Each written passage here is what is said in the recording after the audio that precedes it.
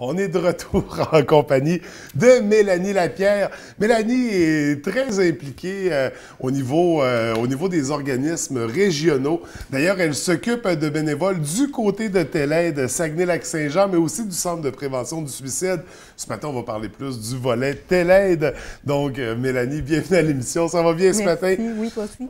Ça va très bien également. Telaide Saguenay-Lac-Saint-Jean, ça existe depuis un peu plus de 25 ans. Oui. Ça a été fondé en 92, Exactement. si je ne me trompe pas, par Oui. M. Charles Lausier. Si on refait un peu un historique en 25 ans d'histoire, bon, qu'est-ce qui s'est passé pour Telaide là, dans la région? Comment ça s'est développé? Il s'est passé beaucoup de choses depuis 92, évidemment. Charles est un directeur très impliqué et très innovateur aussi. Oui. Donc, oui, il y a la ligne d'écoute qui est là depuis 1992. Évidemment, moi, je suis au courant plus des développements depuis les dernières années parce qu'on a un partenariat. Donc, je travaille avec le Centre de prévention du suicide et Telaide parce qu'on a un partenariat depuis plus de 3 ans. Donc, dans les dernières années, vraiment, ça s'est... Oui, dans les dernières années, ça s'est vraiment encore plus développé. Donc, la ligne qui fonctionnait depuis déjà plusieurs années. Depuis les dernières années, bon, on a fait le partenariat avec le Centre de prévention du suicide. On a aménagé nos locaux ensemble également. On a développé un chat écoute aussi avec d'autres centres d'écoute au Québec. On a développé le réseautage pour permettre une plus grande plage horaire d'écoute pour les appelants de la région et d'ailleurs au Québec. Charles qui est toujours en développement de projets à rechercher des possibilités pour parler de Telaide et également pour développer des belles choses, des beaux partenariats aussi. Au moment où on parle de combien de personnes qui sont à Telaide là, pour le service téléphonique? Présentement, on a, si je ne me trompe pas, exactement 37 bénévoles qui œuvrent sur la ligne d'écoute. Ça, c'est ton équipe, là, les bénévoles. C'est toi, ils sont sous ta responsabilité. Tu fais ça à Telaide, tu fais ça du côté du Centre de prévention du suicide. Ça devient d'où cette flamme-là d'implication puis t'occuper de bénévoles comme ça? Bien, moi, j'ai commencé comme bénévole au Centre de prévention du suicide en 2011, si je ne me trompe pas. Donc, ça fait longtemps que cette flamme-là pour les services régionaux qu'on a, de lignes d'écoute, de lignes de crise, que je trouve nécessaire. Parce que des fois, d'aller chercher de l'aide en individuel, donc en face-à-face avec un intervenant, bien, ça peut être difficile pour beaucoup de gens. Tandis que le téléphone, bien, ça nous permet un accès rapide à la sensibilité de la personne, puis de pouvoir l'aider dans un court laps de temps quand même. Donc, c'est vraiment quelque chose qui est impressionnant. Puis les gens qui viennent s'impliquer comme bénévoles, bien, c'est des gens de cœur, vraiment. C'est des gens qui viennent donner de leur temps, donner de leur écoute, de leur énergie à ces gens-là qui ont besoin. C'est ça, c'est pas, ils ne rentrent pas à shop pour faire du 8 à 4. Ils viennent s'impliquer pour quelque chose qu'ils ont choisi de faire. Fait que c'est sûr que toute la démarche est différente aussi. Mais quand même, ça fait des grosses équipes à coordonner sur une semaine régulière. Alors, on va partir de Telaide. Par jour, c'est combien de ces bénévoles-là qui vont venir au centre d'appel? En fait, comment ça fonctionne à Telaide, c'est que nous, dans la région, on est ouvert de 16h à minuit. Il y a quand même une plage horaire qui est disponible là, à travers le Québec pour que les appelants du Saguenay-Lac-Saint-Jean puissent avoir une réponse. Il y a toujours un répondant quand même. Mais vraiment, ici, il y a des bénévoles à partir de 16h jusqu'à minuit. Donc, en général, c'est entre 2 et 4 bénévoles par jour qui sont présents. Puis c'est sûr que tout le côté encadrement, soutien, bien, il se fait à longueur de journée puis à longueur de semaine. Donc, les gens qui sont bénévoles bien, peuvent m'appeler pour des conseils, peuvent m'appeler au niveau de l'horaire. Donc, il y a vraiment tout un côté soutien là, qui est là aussi. S'ils ont des appels plus difficiles, s'ils ont des questionnements par rapport à...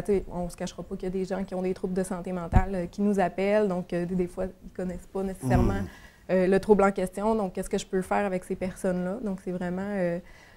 on rejoint beaucoup de gens là, à travers les bénévoles dans une journée. Puis avec Telaide, on va parler surtout d'un service d'écoute ou on va rediriger les gens vers des ressources? Aussi, oui, tout dépendamment de leurs besoins, de qu'est-ce qu'ils ont besoin au moment où on se parle. C'est sûr que généralement, c'est des gens les gens qui vont téléphoner souffrent de solitude souvent ou d'un trouble de santé mentale ou ont besoin de parler, de ventiler. Des fois, ils n'ont pas nécessairement les proches autour d'eux pour faire ça, pour pouvoir parler de tout et de rien ou de ce qui leur fait de la peine. Donc, c'est vraiment beaucoup de l'écoute qu'on fait. Si on se rend compte, par exemple, qu'une personne a des besoins plus au niveau d'une crise suicidaire, d'idéation suicidaire, ou violence conjugale, ou peu importe d'autres problématiques que l'écoute ne suffit pas, donc qui ont besoin vraiment d'une intervention concrète ou urgente, bien là, à ce moment-là, on va diriger là, vers les services appropriés. Mais quand même, c'est ça, parce que vous allez recevoir toutes sortes d'appels. Dans une journée, combien d'appels en moyenne? Il là, beaucoup. Beaucoup? Beaucoup. Je vous dirais, en moyenne, sur un 4 heures, là, les bénévoles n'arrêtent pas beaucoup là, entre chaque appel. Ils ont des moments là, où ils peuvent se mettre en arrêt et c'est d'autres qui prennent les téléphones. Puis on a la chance maintenant d'avoir ce qui s'appelle le réseautage. Donc, à travers le Québec, il y a toujours une réponse. Donc, si un bénévole est au téléphone ou doit prendre un moment de pause parce que son appel a été plus difficile, bien, il peut là, être répondu quand même ailleurs. Donc, en moyenne, c'est sûr que c'est sûrement une dizaine d'appels là, par quart de bénévolat. Là. Ça les garde actifs. Ils aiment ça. Et là, on vient de mettre le doigt sur un aspect que je trouve intéressant, puis je voulais en parler. Tout comme au Centre de prévention du suicide, chez Téléaide, il y a des appels qui sont un peu plus percutants, qui viennent nous chercher. On n'est pas toujours outillés pour certains sujets où on n'était pas prêt à en entendre parler. Qu'est-ce qu'on offre comme ressources aux bénévoles pour pouvoir se remettre de certains appels ou parce qu'on dit, regarde, des fois, il faut prendre une pause puis décanter là, avec l'information qu'on a eue. Est-ce qu'il y a un encadrement qui s'offre à ce niveau-là? Oui, bien déjà, la formation les prépare bien à toutes sortes de situations.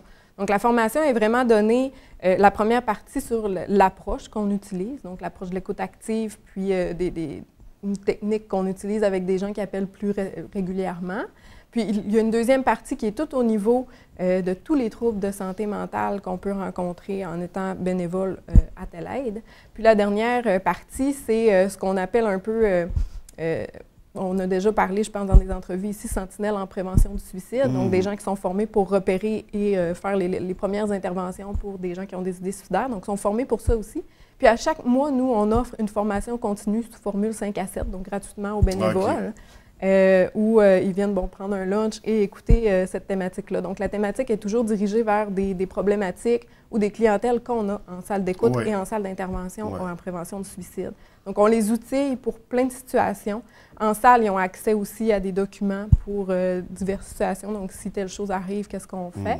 Puis, évidemment, bon, il y a moi qui est là comme soutien s'ils ont besoin de plus parler d'une situation, ou mes collègues aussi de prévention du suicide qui sont là, au moment où les corps d'écoute se font. Donc, ils peuvent aller chercher du soutien aussi auprès de mes collègues. Donc, on est encadré, on est outillés, les gens ne sont pas laissés à eux-mêmes dans ce contexte-là, parce que c'est ça. Ça fait du bien comme implication, mais parfois, il y a des appels un peu plus... qui nous restent dans la tête. Hein, oui, des fois, mais généralement, ils ont une bonne capacité d'ouverture. Fait que ça fait en sorte qu'ils sont prêts à entendre toutes sortes de choses. Puis, tu sais, c'est pas énorme non plus, c'est pas épurant. Les bons outils sont en place, donc ça aide beaucoup les gens qui font ce bénévolat. Ce bénévolat-là. Donc, quand on veut participer, quand on veut s'impliquer, comment on fait pour participer à ça à Téléaide? Oui, bien en fait, le premier geste à poser, c'est de me téléphoner, donc au 418-545-9110 au poste 2235. Puis suite à ça, bon, moi, je fais un petit temps avec la personne qui désire s'impliquer, donc une petite rencontre, voir c'est quoi ses motivations, est-ce qu'elle est prête à suivre la formation, à s'impliquer, tout ça. Puis si la personne correspond à ce qu'on a besoin à Téléaide, donc des gens de cœur, généralement, c'est ces personnes-là qui viennent nous rencontrer.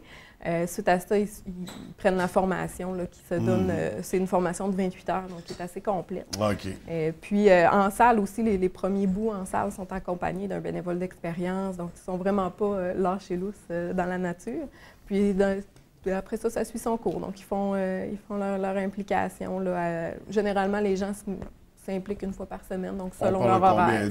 C'est 4 heures par semaine environ. Puis c'est vraiment un horaire qui est aménagé selon leur horaire. Oui, selon la disponibilité. Oui, eux me disent leur disponibilité, puis ils sont placés sur l'horaire selon leur disponibilité. C'est ça. Donc, on respecte ces aspects-là, donc on communique avec toi directement pour s'impliquer, que ce soit au niveau de Téléaide ou du Centre de prévention du suicide, après tout. En effet. Dans les deux cas, ça s'apparente un peu à la même chose. On reçoit des appels de gens qui, bon, dans un cas, sont en détresse, dans l'autre peuvent être en détresse ou qui ont besoin de parler, ont besoin d'une ressource, ont besoin de communiquer. Fait que si vous avez une bonne oreille, si vous avez du temps, vous avez envie de vous impliquer, on a une belle opportunité juste ici avec Télaide et le Centre de prévention du suicide. Et dans les deux cas, est-ce qu'il y a quelque chose, des choses qui s'en viennent, des activités à surveiller? Bien, évidemment, il y a toujours des formations qui sont, dès qu'on a un nombre de personnes clés pour démarrer une formation, on en démarre une. Là, c'est sûr que là, il y a la période estivale qui est souvent un peu plus tranquille. Oui. C'est ça, tant mieux, finalement. Oui, ben oui. Ça permet aux bénévoles de se reposer. Oui, puis on a, heureusement, grâce à Emploi Canada, on a des carrières été, donc des étudiants qui viennent chercher de l'expérience dans nos services aussi, donc ça, c'est vraiment intéressant. Et puis sinon, c'est sûr qu'à l'automne, il y a toujours tout plein de projets qui popent un peu partout, là, qui arrivent des fois à brûle pour point, donc par surprise, parce qu'on a deux directions qui sont très à l'affût, très dynamiques au niveau de tout ça. Donc, c'est sûr, probablement plein de beaux projets là, à l'automne, puis sinon, nos services habituels. Télaide, maintenant, on a depuis peu de chat-écoute. Donc, s'il y a des gens qui préfèrent clavarder, plutôt que téléphoner. Donc, des gens, peut-être au niveau des jeunes, des fois, là, que ça peut être plus facilitant. Donc, qui peuvent se rendre au www.acetdq.org. Qui peuvent aussi aller à ce niveau-là pour clavarder, pour recevoir de l'aide. Donc, ça, c'est vraiment des projets qui sont assez récents au niveau de Télaide. Pour s'adapter aux nouvelles réalités. Pour aller les chercher là où ils sont. Donc, félicitations. Écoute, Mélanie, on invite les gens à communiquer avec toi, que ce soit pour Télaide, Centre de prévention du suicide, des belles implications à faire dans nos communautés. Félicitations à toi pour toutes ces implications-là.